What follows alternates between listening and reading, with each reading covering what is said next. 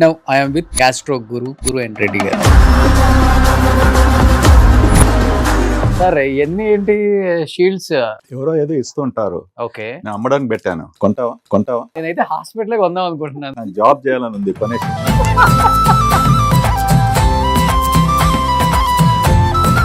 ఇప్పుడు నా బియ్యమ్మ ఎంత ఉంది? ఏమైనా బ్రహ్మాండంగా ఉన్నావు, నువ్వు బెల్లీ డాన్స్ లాగా ఉంది. చూడండి, చేస్తావా బెల్లీ డాన్స్? నిజంగా చెప్తున్నాను, మా హాస్పిటల్లో 18 ఫ్లోర్స్ తిరగడానికి సుమారుగా 6 గంటలైనా పడుతుంది. నా వల్ల ఇప్పుడు ఈ రోజు హాస్పిటల్ చూస్తున్నారు. Thanks you very much. రోజు రారా అయ్యా. సాంగ్స్ చాలా బాగా పాడతారని విన్నా. నేనా? చాలా బాగా పాడతాను. ఒక్క సాంగ్ ఎత్తుకోండి సార్. ఎందుకు పోవాలనుకుంటున్నావా? ప్లీజ్ ఒక 2 లైన్స్ మీకు నచ్చింది, మీరు అప్పుడప్పుడు హమ్ చేసుకుంటారు కదా. చిటపట చెనుకులు రావుతూ ఉంటే సెకండ్ లైన్ గుర్తుందా మీకు? చెప్తే గుర్తొస్తుంది. చిలికాడే సరసందంగా ఉంటే హిందీ. నీ వాయిస్ ఎంత బాగుంది, ట్రై చేసావు ఎప్పుడన్నా? అంటే నేను అందరు సింగర్స్ తో ఇంటర్వ్యూ చేశాను కాబట్టి. I will start Continental Roshan TV. You are the chairman, I am the CEO. నేను ట్రైనింగ్ ఇస్తాను, నా చేలో గుడిచి పెడతాను అనుకున్నాను. నీ పేరు పెడితే బాగుంది. నాకు ఆకలి అవుతుందండి. ఆకలిస్తే అన్నం పెడతా, అలిచొస్తే ఆయిల్ పెడతా, మీకేమో మిరపకాయలు పెడతా చిన్నోడా. అమ్మ బాబాయ్, ఇలాంటి రాగా తినమన్నట్టు నోరంతా మంట పెట్టుకొని ఏం చేస్తావు? మొదలే ఎర్రగా ఉన్నారు సార్.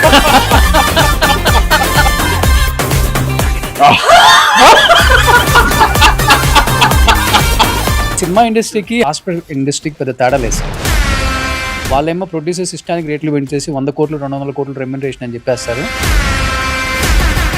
చేసే డాక్టర్స్ కూడా మైండ్ సెట్ ఏమైపోయిందంటే, కాంటినెంటల్ గురురెడ్డి గారు ఇవ్వకపోతే ఇంకొక పుల్లారెడ్డి ఇస్తాడు. ఇస్తారా సస్తారా వెళ్ళిపోమంటారు. అట్లా అయిపోయారు కదా డాక్టర్స్ కూడా. అది 100% నిజం. సుమన్ టీవీలో నేను 11 years నుంచి ఉన్నా. నన్ను వేరే ఛానల్స్ కూడా కోట్లు పెట్టి ఆఫర్ చేశారు. ఇన్ని కోట్లు ఇచ్చేస్తాం, ఒక విల్లా ఇస్తాము, కార్ ఇస్తాము, వచ్చేయండి అని. అంటే వెళ్ళటం ఎంత ఒక్క సెకండ్ పనే. ఆ బ్రాండ్, ఆ రెప్యుటేషన్, ఆ వాల్యూ బ్రహ్మాండంగా చెప్పారు. మీలాంటి message I think crowds and crowds of people వెళ్ళాలి. Very passionate. ఈ లక్షణాలు ఉన్నవాడే ముందుకు వెళ్తాడు, హ్యాపీగా ఉంటాడు. సార్, కొనేవాడు ఉన్నంత కాలం అమ్ముడు పోయేవాడు ఎప్పుడు రెడీగా ఉంటారు. అమ్ముడు పోయేవాడు ఒక్క నిమిషం చి అంటే కొనేవాడు చిచి నేను ఎందుకు వెళ్ళాలి అనిపిస్తుంది. అందుకే సంవత్సరంలో ఒక 10 సినిమాలలో 8 సినిమాలు మెడికల్ మీదే నడుస్తుంటాయి. ఓన్లీ గట్ హెల్త్ సరిగా ఉంటే మొత్తం సిస్టమే మారిపోతుంది. ఆ మోడిఫికేషన్ చేంజెస్ కి ఏం చేస్తే మంచిది అసలు ఇప్పుడున్న యూత్ ఎస్పెషల్లీ? ఆహారం టు వ్యవహారం, దట్స్ ద కనెక్ట్. చాలా మంది దీనికి వెళ్ళేటప్పుడు ఇది లేకపోతే రాదు. అసలు అదేంటి అర్థం కాదు. ఏంటి సార్ అది? దాని వల్ల ఏమవుతుంది వాడికి తెలియదా? ఇంతవరకు సిగరెట్ తీసుకున్నప్పటికీ మనకి మోషన్ రెగ్యులర్ గా అయినప్పటికీ. నాకు గ్యాస్ట్రిక్ ఉంది, ఆ విషయం తెలియాలంటే ఎక్కువ వచ్చే సిమ్టమ్స్ ఏంటి అసలుకి? ఇక్కడ అప్పర్ అబ్డమన్ అంటాం, అక్కడ నొప్పి రావడము, సరిగ్గా మీరు భోజనం చేసినప్పుడు జీర్ణం కాకుంటే కడుపు ఉబ్బరము. ఇప్పుడు మీరు అన్నారు కింద నుంచి గ్యాస్ వెళ్తున్నది, అది కూడా టూ మచ్ స్మెల్లీ వస్తుంది చాలా మందికి. స్మెల్ వచ్చినప్పటికీ మనం భోజనం చేసేది సరిగ్గా జీర్ణం కాకపోతే ఇలాంటి ఎక్సెసివ్ గ్యాస్ వచ్చేసి, స్మెల్లీ గ్యాస్ వచ్చేసి అవకాశం ఉంటుంది. బ్లాక్ మోషన్ వస్తే క్యాన్సర్ సార్? బ్లాక్ మోషన్ వచ్చినప్పటికీ నో క్యాన్సర్ అని అనుకోము. అది సాధారణంగా బ్లాక్ మోషన్ కడుపులో ఏమైనా అల్సర్ ఉండి బ్లీడింగ్ అయినప్పటికీ వచ్చే అవకాశం ఉంటుంది. అసలు ఈ మ్యాగీలు తినటం వల్ల అసలు చిన్నపిల్లల్లో ఏం చేంజెస్ అవుతాయి సార్? అసలు 20-30% వరకు చిల్డ్రన్ లో ఒబిసిటీ ఉంది.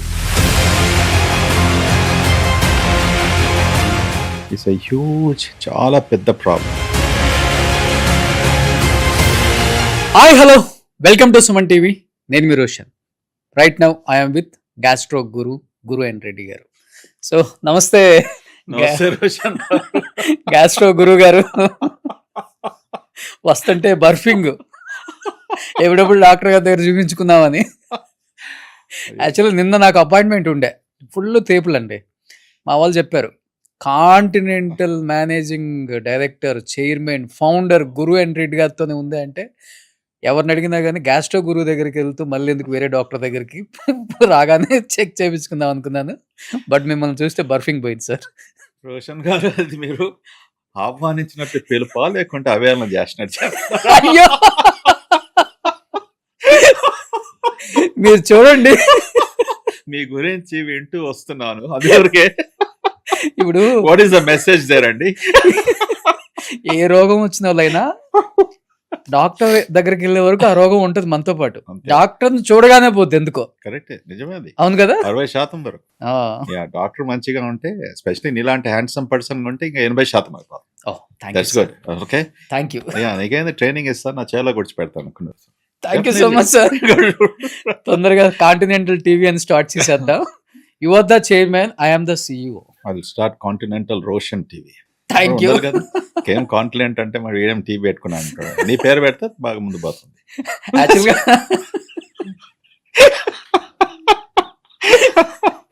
యాక్చువల్గా కాంటినెంటల్ అనగానే ఫస్ట్ అందరికి గుర్తొచ్చేది కాఫీ కదా. చాలా మంచి పరిచయం కాంటినెంటల్ కాఫీ ఫౌండర్. అవును, చాలా రోజులు వచ్చాయి. సో కాంటినెంటల్ హాస్పిటల్స్ నిజంగా చెప్పాలంటే సార్, నేను 11 years అయిపోయింది మీడియాకి వచ్చి. 12th year నేను ఈ సైడ్ షూట్లకు వచ్చినప్పుడు తర్వాత ఓల్డ్ కాంటినెంటలే ఉండేది. ఒక్క బిల్డింగే కనిపించేది, ఐకానిక్ టవర్. ఎక్కడికో కనిపించేది మాకు. మేము అనుకునే వాళ్ళం, మీరు ఏమనుకున్నట్టు చెప్పనా, ఈయనేంటి ఇంత పిచ్చోడు ఇంత దూరం తీసుకొచ్చి పెట్టేశారు, పేషెంట్స్ ఇంత దూరం వస్తారా? మీరు ఒక్కడే అనలేదు, చాలా మంది అన్నారు నేను పిచ్చోడని. కానీ ఎప్పుడు సైకాట్రిస్ట్ కన్సల్టేషన్ తీసుకోలేదు. రోజు అది టైం పట్టింది హీల్ అయ్యడానికి. ఓకే, ప్రజలు అభిప్రాయం మార్చుకున్నారు. గుడ్. ఓకే, అప్పుడు నేను స్మార్ట్ అంటారు. రిటర్న్ వెళ్ళేటప్పుడు ఒకసారి లోపలికి వెళ్ళి చూద్దాం, అట్లీస్ట్ పేషెంట్స్ ఎంతమంది ఉన్నారు, ఇంత పెద్ద హాస్పిటల్ 7 star కూడా సరిపోదు, అట్లా పెట్టారు ఇక్కడ. అప్పుడు అలానే ఉన్నారు పేషెంట్స్, ఇప్పుడు మళ్ళీ పైకి ఎక్కుతున్నారు, ఇప్పుడు అలానే ఉన్నారు. ఆ ట్రస్ట్ నిలబెట్టుకున్నారు సార్. That's too great. అది నేను మంచి పనే చేశాను కదా. అప్పుడు ఏర్పరిచింది హాస్పిటల్ ముందు దృష్టితో. అవును. సో ఇప్పుడు మీ మీద నాకు ఒక మంచి ఒపీనియన్ వచ్చింది. థ్యాంక్ యూ అండి. Somebody is thinking good about me. నిజంగా గ్రేట్ సార్. ఎందుకంటే గ్యాస్ట్రిక్ సంబంధించి ఏదన్నా అవేర్నెస్ వీడియో కావాలి అంటే ఎవరి ఇంట్లో అయినా మొబైల్లో ఫస్ట్ గురు అండ్ రెడ్డి వీడియోస్ అనే ఓపెన్ చేస్తున్నారు. ఎందుకంటే భయం లేకుండా, ప్యానిక్ అవ్వకుండా, ఒక పేషెంట్ మీ దగ్గరికి రాకపోయినా, ఆన్లైన్ కన్సల్ట్ అవ్వకపోయినా ఒక సొల్యూషన్ ఇస్తున్నారు. That's too great. ఎక్కడి నుంచి వచ్చింది అది అట్లా చెయ్యాలి, ఇవ్వాలని? అంటే ఫస్ట్లో నుంచే ఉందా, లేకపోతే తర్వాత అవేర్నెస్ కావాలని చెప్పి మీరు స్టార్ట్ చేశారు? అసలుకి మనం ఈ మెడికల్ ప్రొఫెషన్లో చేరాలనుకున్నప్పుడు, ఓకే, ముఖ్యంగా కేవలం ఒక MBBS డిగ్రీ అని ఆ స్టూడెంట్ అనుకోకూడదు. యూనో ఈ ప్రొఫెషన్ను చూస్ చేసుకోకముందు నీ పర్సనాలిటీ ఎలా ఉంటుంది అంటే, ముఖ్యంగా నువ్వు తట్టుకోగలుగుతావు నీ జీవితంలో. అంటే పేషెంట్స్కు బాధ ఉన్నప్పుడు 24/7 వాళ్ళకు మనం అవైలబుల్గా ఉండవలసి వస్తుంది. ఎన్నో సాక్రిఫైజెస్ ఉంటాయి.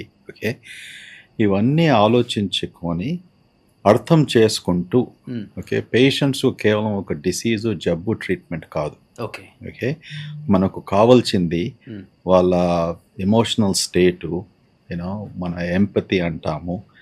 వాళ్ళకి ఎలా మనం అర్థం చేసుకోలాగా వాళ్ళకున్న ప్రాబ్లమ్స్ అన్నీ, కేవలం జబ్బు ప్రాబ్లమ్స్ కాకుండా మెంటల్ స్టేటు, ఓకే, వాళ్ళ వ్యవహారము, వాళ్ళ ఫ్యామిలీ సిచ్యువేషను, ఇవన్నీ కూడా అర్థం చేసుకున్న డాక్టర్ ఆల్వేస్ గొప్ప డాక్టర్ అవుతాడు. దాని కొరకు ఇంతకుముందు ఎన్నోసార్లు చెప్పినప్పటికీ దానికి డాక్టర్ కదా టైం ఉండాలి, మన సహానుభూతి, all of these things, characters ఉండాలి. అలా ఆ వయసు నుంచి, అనగా మెడికల్ స్కూల్ నుంచి ఈ క్యారెక్టర్ బిల్డప్ చేసుకున్న డాక్టర్సు వాళ్ళు పేషెంట్స్కు కంఫర్టబుల్గా ట్రీట్ చేస్తూ వాళ్ళు బాగా సక్సెస్ఫుల్ అవుతారు. So father of modern medicine William Osler అంటాం. ఆయన ఏమన్నాడంటే, a good doctor treats the disease, but a great doctor treats the patient. Okay, so disease అందరూ సులభం, స్పెషలీ ఈ సెంచురీలో algorithms, AI, textbooks, Claude, all of this things 5 minutes మీరు information చేసుకొని పేషెంట్కి ఏం ట్రీట్మెంట్ ఇవ్వాలనేసి కూడా అంత ప్రెసిషన్గా మనకు ఇన్ఫర్మేషన్ అవైలబుల్ ఉంది. That's not the greatness. But ఆ పేషెంట్కు మీరు ఎలాగా మీతో కన్సల్ట్ చేసిన తర్వాత తృప్తిగా వెళ్తారు, మీరు చెప్పింది ట్రస్ట్ చేస్తారా, ఓకే ఇది డాక్టర్ నిజంగా చెప్తున్నాడా, ఆల్ దీస్ ఫ్యాక్టర్స్ సమకూర్చుకొని, ఓకే మీరు ఇప్పుడే మొదల్లో నాకు పేపులు వస్తున్నాయి, కడుపు ఉబ్బరము, నన్నేమో పేరు పెట్టారు కదా, గురు అని ఏమో చెప్పారు కదా ఇప్పుడే, గ్యాస్ట్రో గురు అని చెప్పారు కదా. Okay thank you, I'll take that is a compliment now. So అన్నప్పటికీ ఆ పేషెంట్స్కి ఇవన్నీ ప్రాబ్లమ్స్ ఉన్నప్పటికీ you need to look from a different angle. And చాలా మటుకు నిజంగా చెప్తున్నాను, 50 to 60% వరకు there is no disease. Literally there is no disease. It all depends upon your state of mind, what you're eating, what are the stress levels, what are the anxiety. ఇవన్నీ ఉన్నవారికి, నిద్ర సరిగా పట్టడం వారికి దిస్ GI ట్రాక్లో influence అవుతుంది. Okay so but గురువేన్ Reddy గారు అంటే సైంటిఫిక్గా గ్యాస్ రిలేటెడ్ అల్సర్ వీటి మీద చాలా వీడియోస్ మీరు చేశారు కాబట్టి దాని గురించి నేను కొంచెం ఒక 2-3 నిమిషాల తర్వాత దాని లోపలికి వెళ్తాను. దానికన్నా ముందు అడగాలనుకుంటున్నా ఏంటి అంటే, పాత రోజుల్లో చూసిన డాక్టర్స్కి ఇప్పుడు డాక్టర్స్కి చాలా డిఫరెన్స్ ఉంది. ఒకప్పుడు ఏంటంటే డాక్టర్ అనే వ్యక్తి ఒక పేషెంట్కి ఫ్యామిలీ కన్నా ఎక్కువ వాల్యూ ఇచ్చేవాడు. ఆ ప్రొఫెషన్ అంటే ఆ కోట్ వేసుకున్నంత వరకు, అంటే మాకు డబ్బులు చేత కాదు సార్, ఆపరేషన్ ఇప్పుడు లేకపోతే చచ్చిపోతాడు అంటే ముందు ఆపరేషన్ చేసేసి బిల్లు కట్టకపోయినా డిశ్చార్జ్ చేసిన రోజులు చూసాం. బట్ ఇప్పుడున్న డాక్టర్స్ అందరు కాదు, కొంతమంది ఇప్పుడున్న డాక్టర్స్ ఏంటంటే చచ్చిపోయినా కానీ బిల్లు కట్టిన దాకా శవాన్ని కూడా ఇవ్వట్లేదు. చాలా కమర్షియల్ అయిపోయింది హాస్పిటల్స్.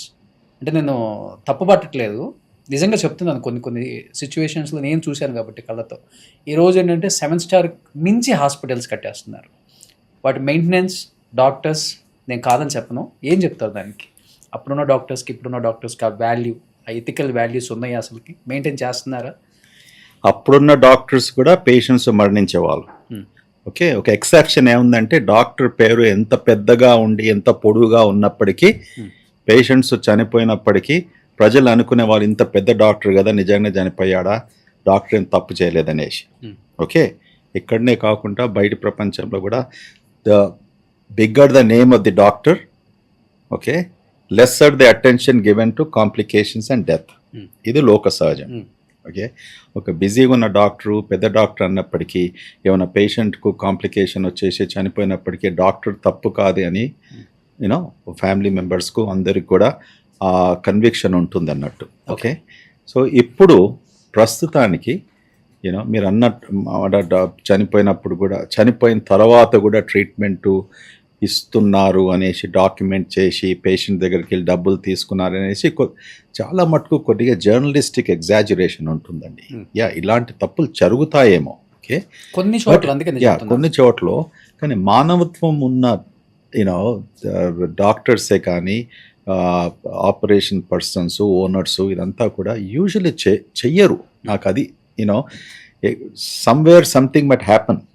ఓకే, ఇప్పుడు పేషెంట్ ఎలా ఎగ్జాజరేట్ చేస్తారంటే, నేను అనుకుంటున్నాను, ఓకే పేషెంట్ మరణించిన తర్వాత ఇమీడియట్లీ మనం స్టాప్ చేయం కదా.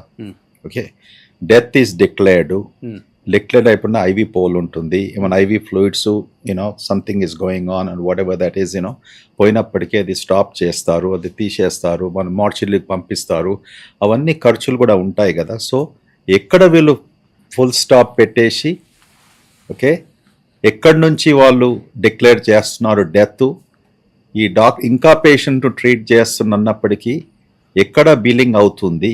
Okay, the billing will go on till patient మార్చరీకి వెళ్ళేసి పేషెంట్ అప్పుడు బిల్ సెటిల్ చేసుకుంటారు, దాని తర్వాత వెళ్తారు. కానీ ట్రీట్మెంట్ ఎవరు చేస్తారండి? It is very unusual. Maybe జరుగుతుండొచ్చు, ఐ డోంట్ నో. అంటే ఈ పేషెంట్ చనిపోయిన తర్వాత 4 hours అవుతుందా, 6 hours అవుతుందా, డెత్ డిక్లేర్ చేయలేదు.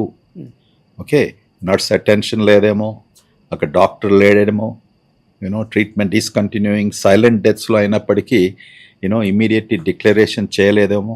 So maybe in these situations అలాగ అవుతుందేమో. సో అది కొద్దిగా మనం డీటెయిల్గా పరిశీలించాలి. We need to analyse that very thoroughly. అటువంటి కేసెస్ను మన మెడికల్ చార్ట్స్ ఒక కమిటీ పెట్టేసి థరోగా రివ్యూ చేసినప్పటికీ ఆ నిర్ణయానికి రావాలి. చనిపోయిన తర్వాత కూడా ట్రీట్మెంట్ చేస్తున్నారు అనేసి.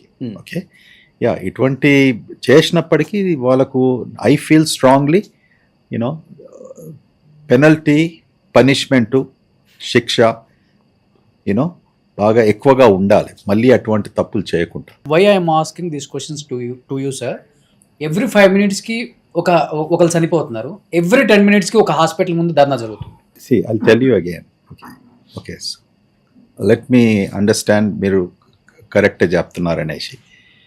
పేషెంట్లో ఒక పేషెంట్ను హాస్పిటల్లో చేర్చిన తర్వాత ఓకే ఎక్స్పెక్టేషన్స్ ఎక్కువగా ఉన్నప్పటికీ ఓకే పేషెంట్స్కి ఏముంటుంది, ఫ్యామిలీ మెంబర్స్కు ఈ హాస్పిటల్కి తీసుకొచ్చామో పేషెంట్ బ్రతకాలే, వాళ్ళను అండర్స్టాండ్ చేసుకోవడంలో చాలా మటుకు తప్పులు జరుగుతాయి. ఒక పేషెంట్ హార్ట్ అటాక్తో వచ్చాడు ఎమర్జెన్సీ రూమ్కు. ఓకే, హార్ట్ అటాక్ వచ్చినప్పటికీ heart is not pumping well.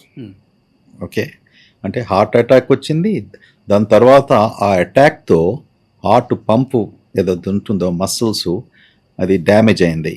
So ejection fraction అంటాము, లేకుంటే కంజెస్టివ్ హార్ట్ ఫెయిల్యూర్లో ఉంటాడు.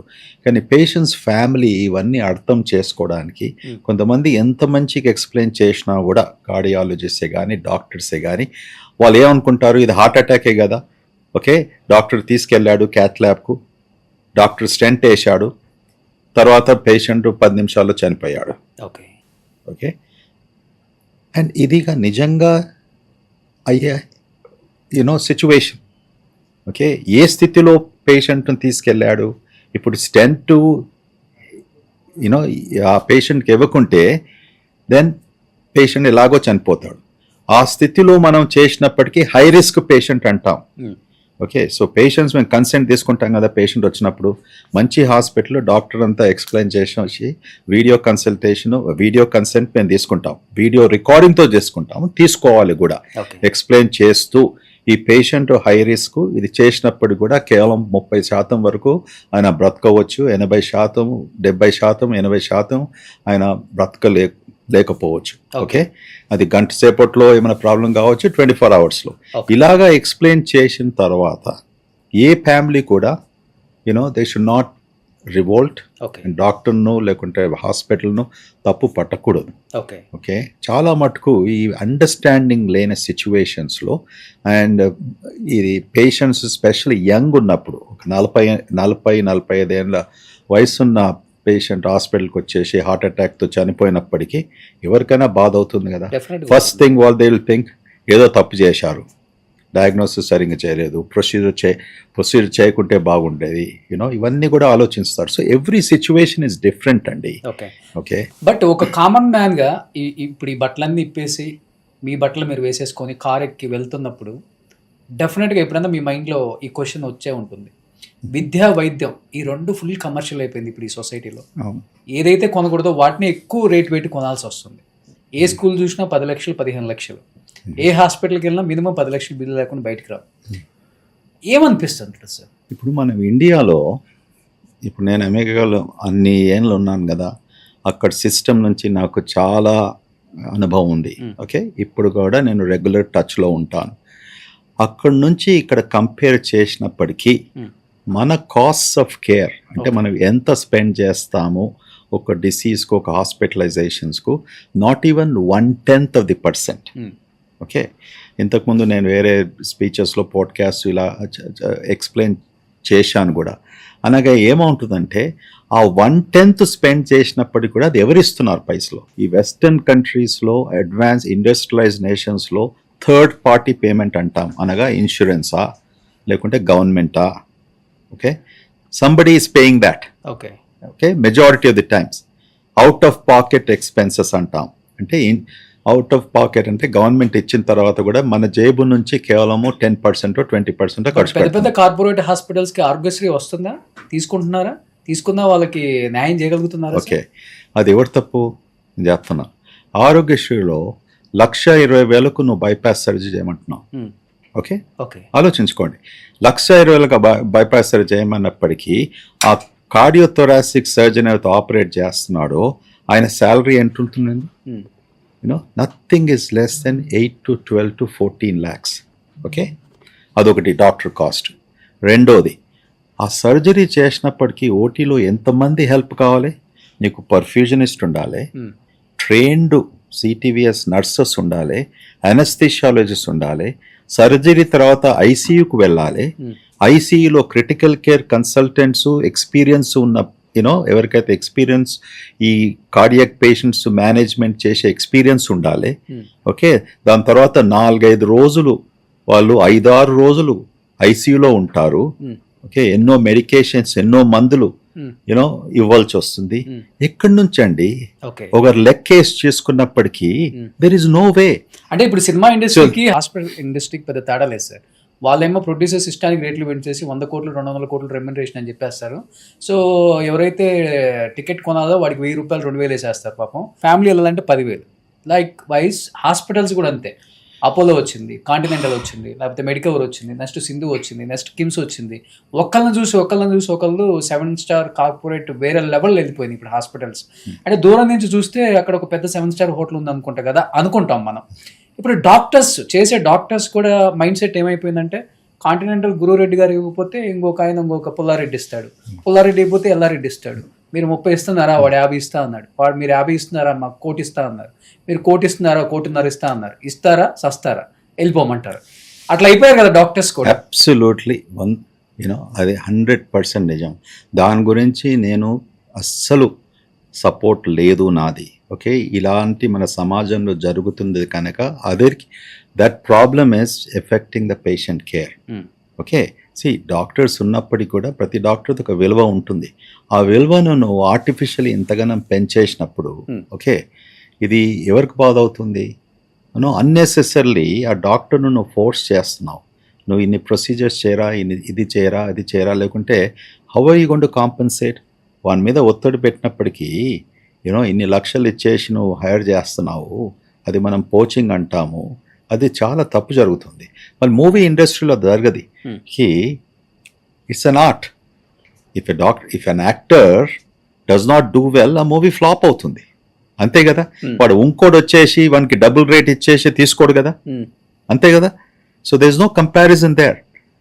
This is also an art, but that art is being purchased at unnecessary super prices, which is not helping, it's hurting the patients. Exactly. Hurting the community. బాధ అనిపిస్తుంటుంది ఆ విషయంలో. చెప్పి కూడా బాధ ఎందుకంటే మేము డాక్టర్స్ను తీసుకున్నప్పటికీ మన సొంత ఫ్యామిలీ లాగా పోషిస్తాం. Raising like your children or your family, like your brothers, like your sisters. వాళ్ళకు ఎన్నో విషయాల్లో అవగాహన కలిగిస్తాము, సపోర్ట్ చేస్తాము. ఓకే, ఎక్స్ట్రా స్కిల్ సెట్ ట్రైనింగ్కు పంపిస్తాము. అవన్నీ మేము ఇన్వెస్ట్ చేస్తూ 2 సంవత్సరాలు 3 సంవత్సరాలు 5 సంవత్సరాలు అయ్యేప్పటికీ కొద్దిగా మెచ్యూర్ అయ్యేసి అప్పుడు పేషెంట్స్ అట్రాక్ట్ చేసిన సమయంలో ఇంకోటి వచ్చి వాడు గుంజుకెళ్తున్నాడు.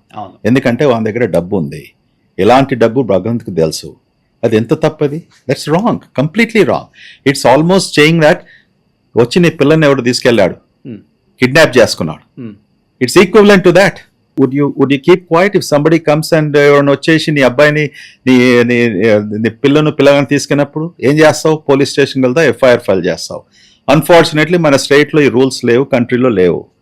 లీగల్ డాక్యుమెంట్స్ ఉన్నప్పటికీ కూడా ఏం చేయలేకపోతున్నారు. This wrong. There has be transformation. I'm not objecting to doctors getting paid. Doctors వాళ్ళకు కూడా ఆర్టిస్ట్ లాగా medicine is still an art అని చెప్పుకుంటూ వస్తాను నేను. ఓకే, ఒక డాక్టర్కి విలువ ఉన్నప్పటికీ ఆయన కమాండ్ చేస్తున్నాడు ఆ price. That's a different issue. ప్రతి సొసైటీలో, ప్రతి దేశంలో brilliant doctor is there, most demanded, best orthopaedic surgeon అనుకోండి, బెస్ట్ గ్యాస్ట్రంటాలజిస్ట్ అనుకోండి, బెస్ట్ సర్జికల్ గ్యాస్ట్రంటాలజిస్ట్. ఆయన ఏమి క్యాంపెయిన్ చేస్తాడు, కానీ పేషెంట్స్ ఆయన్నే వచ్చేసి అతన్నే చూడాలనుకుంటాడు, లేకపోతే ఆమెనే చూడాలనుకున్నప్పటికీ you can't stop that. It's an art. What's the doctor is so special they want to see him, so he's commanding a price. Na consultation fees untundi, na surgical fees untundi. Okay, a doctor emantadu, see fees undi, ishtam unte ma daggara cheskondi. So that's where the question of art comes. Okay, correct. Because in private enterprises, when you have the skill set, ippudu mere unnar Roshan garu, okay, you're a good podcaster, correct. When somebody realizes you're a good podcaster, వేరే TV station వచ్చేసి రోషన్ గారు, I want to give you an additional 40%. So already నేను అదే చెప్తున్నాను sir. ఇప్పుడు doctors మారిపోయిన దానికి భారం అనేది పేషెంట్స్ మీద పడుతుంది 200%. ఇంకొకటి కాంటినెంటల్ హాస్పిటల్ అనేది వన్ ఆఫ్ ద రీజన్ నేను ఇక్కడికి రావడానికి. కాంటినెంటల్లో గురు ఎన్ రెడ్డి గారు ఇంకొక రీజన్ నేను రావడానికి. ఈ గురు ఎన్ రెడ్డి గారు రేపు రొద్దున ఇంకొక హాస్పిటల్లో కనపడితే నేను ఇక్కడికి వచ్చిన తర్వాత నేను కలవాల్సిన డాక్టర్ నాకు ఇక్కడ కనిపించలేదు, మారిపోయారు, కాబట్టి మళ్ళీ ఆ హాస్పిటల్కి వెళ్ళాలి పేషెంట్. లైక్వైజ్ నేను చెప్తుంది కూడా అదే సార్. ఇప్పుడు సుమన్ టీవీలో నేను 11 years నుంచి ఉన్నాను. నన్ను వేరే ఛానల్స్ కూడా కోట్లు పెట్టి ఆఫర్ చేశారు, ఇన్ని కోట్లు ఇచ్చేస్తాం, ఒక విల్లా ఇస్తాము, కార్ ఇస్తాము, వచ్చేయండి అని. అంటే వెళ్ళటం ఎంత ఒక్క సెకండ్ పనే. ఆ బ్రాండ్, ఆ రెప్యుటేషన్, ఆ వాల్యూ. ఇప్పటి వరకు కాంటినెంటల్ అన్నారు, ఇప్పటి వరకు సన్షైన్ అన్నారు, ఇప్పటి వరకు సింధు అన్నారు, ఇప్పటి వరకు కిమ్స్ అన్నారు. అదేంటి డాక్టర్ ఇలా మారిపోతున్నారు అనేది కూడా బయటకు వచ్చేస్తారు కదా. బ్రహ్మాండంగా చెప్పారు. మీలాంటి message I think crowds and crowds of people వెళ్ళాలి. See that is the thing. ఇప్పుడు ఒక డాక్టరు ఒక హాస్పిటల్ నుంచి వేరే హాస్పిటల్కి పోయినప్పుడు దెన్ ఆయన ఈ హాస్పిటల్ నిజంగా దీనికంటే బాగా బ్రహ్మాండంగా ఉంది, ఇక్కడ మంచి టెక్నాలజీ ఉంది, ఓకే, దానివల్ల నేను మైగ్రేట్ అయి వెళ్ళాను ఉంటే ఒక రీజన్ అనుకోవచ్చు. ఓకే, ఆ రీజన్స్ లేకున్నప్పుడు కేవలం ఈ డాక్టర్స్ మారిపోతుంటే డబ్బు కొరికే కదా. ఓకే, సో ఇంకోటి చెప్తాను, పేషెంట్స్ వాళ్ళని ఫాలో చేస్తలేరు. This is the truth. ఒక డాక్టర్ పోయినప్పుడు 10% 15% ఆఫ్ పేషెంట్స్ అట్ బెస్ట్. పేషెంట్స్కి వాళ్ళ ఇన్స్టిట్యూషన్లో నమ్మకం ఉంది. ఇప్పుడు మీరు ఎట్లా అన్నారు, కాంటెంట్కి వచ్చినప్పుడు వాళ్ళు ఏం చూస్తారు, రిసెప్షన్ నుంచి మొదలుకొని ఆ పేషెంట్ జర్నీ ఎలా జరుగుతుంది, వాళ్ళకు అందులో ట్రస్ట్ ఉన్నప్పటికీ తప్పకుండా మళ్ళీ ఇదే హాస్పిటల్కి వస్తారు. ఓకే, ఆ డాక్టర్ లేనప్పటికీ వాళ్ళకు ఒక నమ్మకం ఉంటుంది, ఈ డాక్టర్ లేకపోయినా కూడా వీళ్ళు ఇంకో డాక్టర్ను రిక్రూట్ చేశారు, మాకు ఆ కాన్ఫిడెన్స్ ఉంటుంది ఇన్స్టిట్యూషన్లో. ఇప్పుడు ఇవన్నీ వచ్చినప్పటికంటే మా దగ్గర నుంచి సుమారుగా not more than 7 or 8 doctors వెళ్ళారు.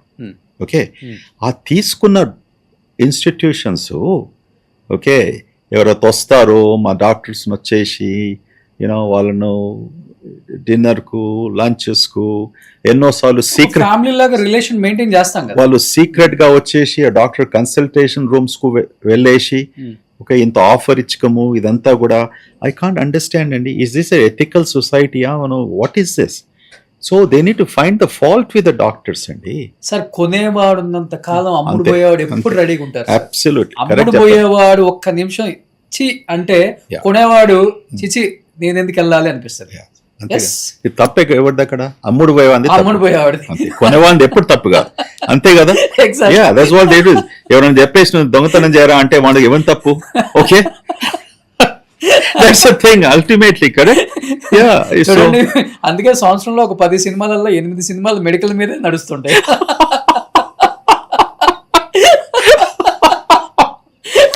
So true. సూపర్. ఏంటంటే ఇదంతా తెలియాలి వ్యూయర్స్ కూడా. హెల్త్ అపార్ట్ ఫ్రమ్ హెల్త్ తెలియాలి, అసలు ఏది నడుస్తుందో అట్లీస్ట్ తెలుసుకోవాలని అడిగాను. అట్లీస్ట్ ఎనీహౌ ఇప్పుడు ఏ బిర్యానీ షాప్కి వెళ్ళినా, ఎక్కడికి వెళ్ళినా గ్రాస్ స్టవ్ గురువు పక్కన పెడితే మా బిర్యానీ రెడ్డి అంటున్నారు. కాదు, డిమాండ్ పెంచేశారు మొత్తం అన్ని షాపులకి. మీరు అదో పని చేద్దాం. ఓకే, మీరు అంటున్నారు కదా చాలా మంది బిర్యానీతో నా పేరుతో అసోసియేట్ చేస్తున్నారని, మీ వీడియో పెట్టేస్తున్నారు అక్కడ. మన ఒక బిర్యానీ బ్రాండ్ మొదలు పెట్టేసి ఆ బిజినెస్ కి వెళ్దాం. ఎందుకే తలకాయ నొప్పి, ఈ డాక్టర్ వెళ్తున్నాడు, ఆ డాక్టర్ వస్తున్నాడు, ఇన్స్టిట్యూషన్ అనేసి. ఏం రోషన్, రెడీ ఉన్నావా? Am ready sir. మా ఛానల్ తో ఉండి ఏ కంపెనీకి అయినా బిజినెస్ అయినా అసోసియేషన్ అవుతా. Oh my goodness, this is interesting. కానీ నిజంగా సార్, అంటే అందరూ అంటారు బ్రెయిన్ చాలా షార్ప్ గా ఉండాలి, బ్రెయిన్ సరిగా పనిచేయకపోతే మనిషి బతుకే వేస్ట్ అంటారు. కానీ గట్టు సరిగా లేకపోతే అసలు దేనికి పనికిరాదు ఈ శరీరం అనేది చాలా తక్కువ మందికి తెలుసు. కరెక్ట్. అసలు ఏంటి గట్ హెల్త్ అనేది? అంటే ఓన్లీ గట్ హెల్త్ సరిగా ఉంటే మొత్తం సిస్టమే మారిపోతుంది, మొత్తం శరీరం మారిపోతుంది, మొత్తం లైఫ్ స్టైలే మారిపోతుంది. ఆ మోడిఫికేషన్ చేంజెస్కి ఏం చేస్తే మంచిది అసలు ఇప్పుడున్న యూత్ ఎస్పెషల్లీ? గట్ హెల్త్ ప్రాపర్గా చూసుకోవడానికి డైట్ నుంచి మనం భోంచేసే ఆహారం నుంచి మన వ్యవహారం వరకు, ఆహారం టు వ్యవహారం. Okay, that's the connect. ఆ మధ్యలో అంతా ఏం జరుగుతుందో వ్యవహారాన్ని ఇన్ఫ్లుయెన్స్ చేస్తుంది. Okay, and what we are starting with the భోజనం. Okay, now what is that? ఇప్పుడు మీరు ఇంప్రాపర్ డైట్ ఉన్నప్పటికీ, అనగా ఎక్కువగా భోంచేసి fried foods, oily foods, all of these things తీసుకున్నప్పటికీ ఏమవుతుందంటే మన డైజెషన్ ఎఫెక్ట్ అవుతుంది.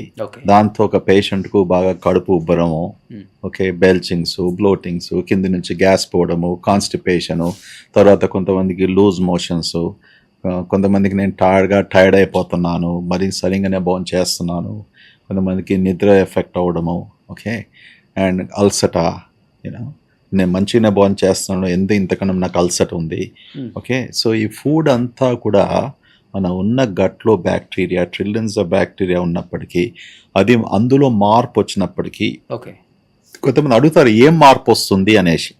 అంటే దాని గురించి మనం అర్థం చేసుకోవాలి. ఇన్ని బ్యాక్టీరియా ఇంత సంఖ్యలో ఉన్నప్పటికీ అదొక ఫ్యాక్టరీ లాగా ఆపరేట్ చేస్తుంది. ఒక ఫ్యాక్టరీకి పోతే ఒక స్టీల్ ఫ్యాక్టరీ కానీ ఒక ఫార్మాస్యూటికల్ ఫ్యాక్టరీకి పోయినప్పుడు అక్కడ ఒక 10,000 మంది పనిచేస్తున్నాను అనుకోండి, ఓకే. ఆ 10,000 మంది పని చేసే విధానం, ఒక ప్రోటోకాలు, ఒక పద్ధతిలో పోతున్నారు, అంతే కదా. ఈ బ్యాక్టీరియా కూడా మన గట్లో, ఓకేనా, చిన్న పేగులో, పెద్ద పేగులో వాళ్ళు ఎక్కడైతే నివాసిస్తున్నారో, ఓకే, వాళ్ళకు ఆహారం కావాలి, ఓకే. ఆహారం సరిగ్గా లేకపోయినప్పటికీ వాళ్ళు ఏం చేస్తారండి, ఆ బ్యాక్టీరియా ఏం చేస్తుంది, అది కొన్ని అబ్నార్మల్ కెమికల్స్, ఓకే, టాక్సిన్స్ అంటాము, ఓకే, ఇటువంటి కెమికల్స్ చేసినప్పటికీ మన బాడీలో ఇమ్యూన్ సిస్టమ్ అంటాం గట్లో, ఆ ఇమ్యూన్ సిస్టమ్ ఆల్టరేషన్ చేసినప్పటికీ కొంతమందికి ప్రజలకు ఆర్ పేషెంట్స్కి ఇవన్నీ ప్రాబ్లమ్స్ వస్తాయి. సో ఆ గట్ బ్యాక్టీరియా మనం ఎలాగా హెల్తీగా పెడుతున్నాము, ఇటువంటి టాక్సిన్స్ ఇవన్నీ కూడా అది చేయకుండా, ఓకే, మనం భోంచేసే ఆహారం కంప్లీట్గా ప్రాపర్గా డైజెషన్ అయినప్పటికీ మనకు ప్రాబ్లమ్స్ వచ్చేది చాలా తక్కువగా ఉంటుంది. So it is very much dependent upon what we're eating and దాంతోపాటు నీ హ్యాబిట్స్ ఏంటి. If you're a smoker, okay, నువ్వు రోజుకు 2 పెగ్లు, 3 పెగ్లు, 4 పెగ్లు అది వేసుకుంటున్నావు, ఓకే, సాయంకాలం మళ్ళీ భోంచేసి దాని తర్వాత హెవీగా భోంచేసి పడుకుంటున్నావు, okay, then it is not being చాలా మంది దీనికి వెళ్ళేటప్పుడు ఇది లేకపోతే రాదు అసలు, అదేంటి అర్థం కాదు. ఏంటి సార్ అది, దాని వల్ల ఏమవుతుంది వాడికి తెలియదా? తెలిసి ఏమంటే నికోటిన్, సిగరెట్స్ లో ఏముంది, నికోటిన్ అనే కెమికల్ ఉంది. Nicotine is a very good stimulant అంటాం మన నర్వస్ సిస్టమ్ కు, ఓకే. కొంతమందికి అందుకొరకే నేను స్మోక్ చేస్తేనే నాకు మోషన్ అవుతుంది, ఒక హాట్ కాఫీ తీసుకుంటేనే నాకు మోషన్ అవుతుంది. ఇవన్నిటికీ సైంటిఫిక్ ఎక్స్ప్లెనేషన్స్ ఉన్నాయి, ఓకే. వామ్ గా ఏదైనా తీసుకున్నప్పటికీ there is a stimulation that is happening మన శరీరంలో, దానివల్ల they can go for and have a bowel movement. Cigarette తాగుతూ బాత్రూమ్కి వెళ్తే ఏమవుతుంది వాడికి? ఏం కాదు, మోషన్ అవుతుంది, ఓకే, అంతే, that's all there to it. Gut మీద గాని నో, అట్లేం లేదు. వాడు సిగరెట్ స్టాప్ చేసినప్పటికీ కొంతమందికి కాన్స్టిపేషన్ అవుతుంది, ఓకే. ఇంతవరకు సిగరెట్ తీసుకున్నప్పటికీ మనకి మోషన్ రెగ్యులర్ గా అయినప్పటికీ కొంతమంది సిగరెట్ స్టాప్ చేసినప్పటికీ కాన్స్టిపేషన్ వస్తారు డాక్టర్ దగ్గరికి, ఓకే. వాళ్ళు చెప్తారు క్లియర్గా, నేను సిగరెట్ స్టాప్ చేశాను, దాని తప్పతే కాన్స్టిపేషన్ అవుతుంది అనేసి. That's the reason. నికోటిన్ అనే కెమికల్ సిగరెట్లో ఉన్నప్పటికీ ఆ కెమికల్ మన నర్వస్ సిస్టంలో, అంటే ఇప్పుడు మొత్తం శరీరం అంతా పేగులకు నర్వస్ సిస్టంతో కనెక్షన్ ఉంది కదండి, ఓకే. ఆ నర్వస్ సిస్టమ్ యాక్టివిటీతోనే మన పేగులు కంట్రాక్ట్ అయ్యి మూవ్ అవుతాయి, ఓకే. సో ఆ స్టిమ్యులేషన్ పోయినప్పటికీ, దానికి అలవాటు పడినప్పటికీ ఇన్నేళ్ల నుంచి ఆ అలవాటు, ఆ కెమికల్ తీసేసినప్పటికీ ఏమవుతుంది, ఓకే, ఇట్ వోంట్ హెల్ప్, అందువలన కాన్స్టిపేషన్ అని చెప్తారు. సేమ్ థింగ్, ఒక నిద్ర మందు తీసుకున్నప్పటికీ రోజు సడన్ గా నువ్వు స్టాప్ చేసినప్పటికీ నిద్ర రాదు కదా, ఓకే. ఆ పేషెంట్కు anxiety and all these problems వస్తాయి. సో మన శరీరం కూడా ఒక దానికి అలవాటు పడినప్పటికీ సడన్ గా స్టాప్ చేస్తే దానికి మళ్ళీ కొన్ని ప్రాబ్లమ్స్ రావచ్చు, వచ్చినప్పటికీ అది అడ్రస్ చేసుకోవచ్చు, ఓకే. ఇప్పుడు చాలా మంది ఏంటంటే హాస్పిటల్ వరకు రాలేక గ్యాస్ ప్రాబ్లమ్ని అలానే అంటే అసలు ఇగ్నోర్ చేస్తూ ఉంటారు. వాళ్ళకి ఎన్నో సంవత్సరాల నుంచి గ్యాస్ ఇష్యూ ఉంటుంది, కానీ దాన్ని అలా ఆపుకొని అది హార్ట్ మీదో లేకపోతే మిగతా మల్టీ ఆర్గాన్స్ మీద పడే వరకు కూడా తెలియదు అనమాట. అలా ఉండటం వల్ల అసలు ఏమవుతుంది సార్? అసలు ఎన్ని సంవత్సరాలు అలా హోల్డ్ చేసుకోకుండా ఉండకుంటే మంచిది అసలుకి? గ్యాస్ ఎక్కువగా అయినప్పటికీ, లేకుంటే గ్యాస్ నార్మల్గా కూడా ఉత్పత్తి అయినప్పటికీ కొంతమందికి సిమ్టమ్స్ వస్తాయి. అంటే సెన్సిటివిటీ అనేసి కొంతమందికి నార్మల్ గ్యాస్ ప్రొడ్యూస్ చేసినప్పుడు కూడా గ్యాస్ట్రిక్ ఉంది, ఆ విషయం తెలియాలంటే ఎక్కువ వచ్చే సిమ్టమ్స్ ఏంటి అసలు? ఇక్కడ అప్పర్ అబ్డమన్ అంటాం, అక్కడ నొప్పి రావడము. ఓకే, సరిగ్గా మీరు భోంచేసినప్పుడు జీర్ణం కాకుంటే కడుపు ఉబ్బరము. తర్వాత యాసిడ్ రిఫ్లక్స్ అంటాము, కడుపు నుంచి పైగా అన్నవాయానికి యాసిడ్ బయటికి పోవడము. తర్వాత మనం కడుపులో డైజెషన్ అయ్యే గ్యాసెస్ ఓకే ఉత్పత్తి అయినప్పటికీ అది బయటికి రావడము, లేకుంటే కొంతమందికి కింది నుంచి పోవడము.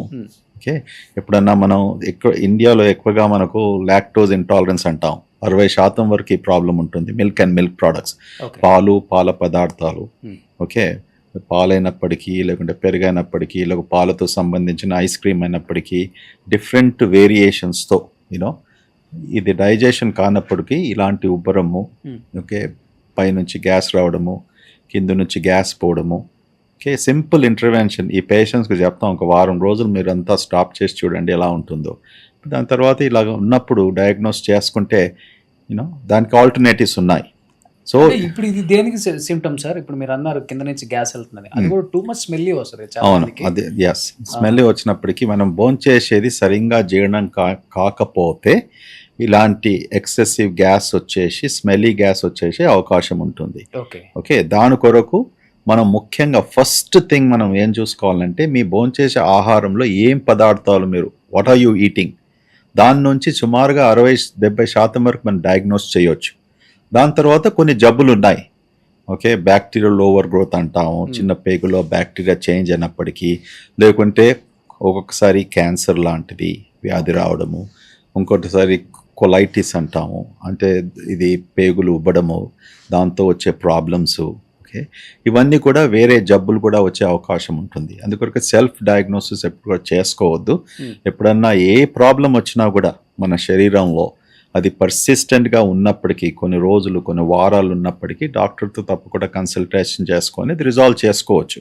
It could be very simple issue, కేవలం డైట్ ఇష్యూ ఉండొచ్చు, కానీ అది ఎవరు చెప్తారు? అది ఎక్స్పీరియన్స్ ఉన్న డాక్టర్ చెప్పినప్పటికీ రేపు ఫ్యూచర్లో అనవసరంగా మీరు గ్యాసు అంటుంటూ కాన్స్టిపేషన్ అంటూ సడన్గా మీకు క్యాన్సర్, కోలంలో క్యాన్సర్ ఉంది,